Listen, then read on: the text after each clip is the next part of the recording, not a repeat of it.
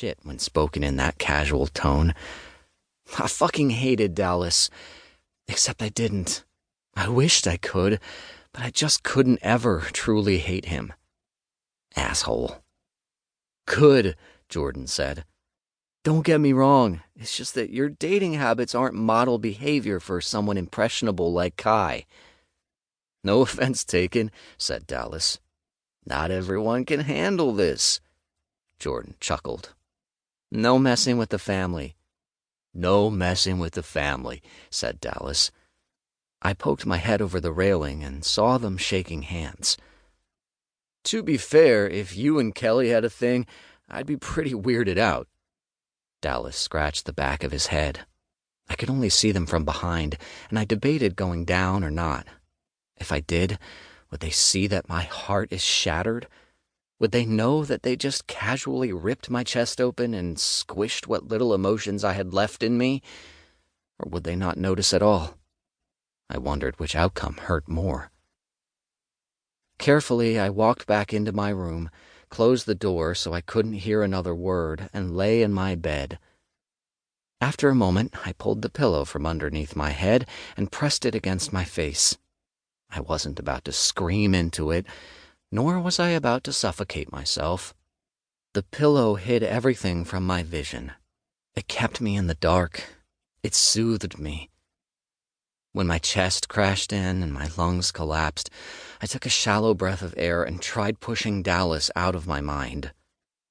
I'd wanted Dallas to be nice to me, to do something nice and give me hope for so long that I forgot what living without these hopes had been like. In less than a minute, they took it away from me. Who was I without that hope, even? I didn't know that person anymore. The very last memory I could find from before I realized I was in love with him was at Disneyland when Colin took us. I could remember it because 2 days later the realization dawned on me and I started hoping. We'd returned from that vacation and Jordan, who had only just developed a bit of a relationship with Colin, ran to see Dallas. They'd stopped by our house in the evening and it was so hot outside that they were both sweaty. Dallas stood at the entrance and I was in the living room. Then, just like that, Dallas lifted his t-shirt to wipe his brow with the hem. I tried looking away, but I failed. He was so beautiful that it made me sad.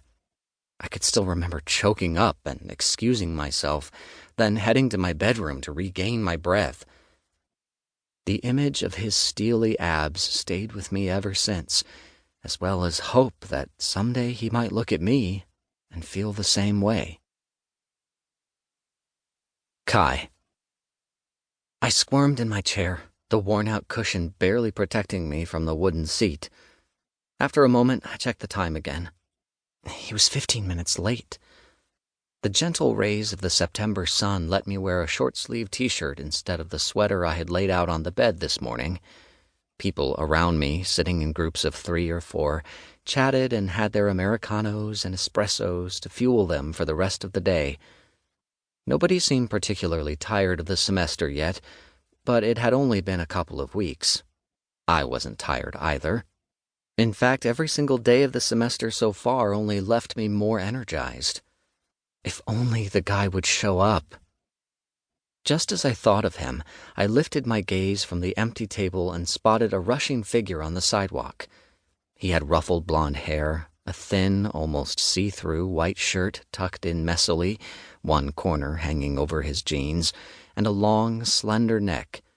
A pair of dark brown sunglasses occupied most of the real estate of his face, and red lips appeared as if he wore lipstick. I knew it was him.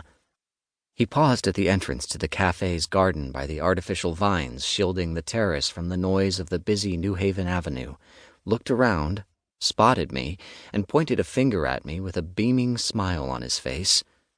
My palms grew sweaty as I stood up. The guy, Jamie, walked over and extended his arm. I wiped my palm against my black pants and shook his hand. "Kai, nice to meet you," he said, short of breath. I wasn't sure what I'd expected from a fraternity representative, but it definitely wasn't this. Maybe the fact that he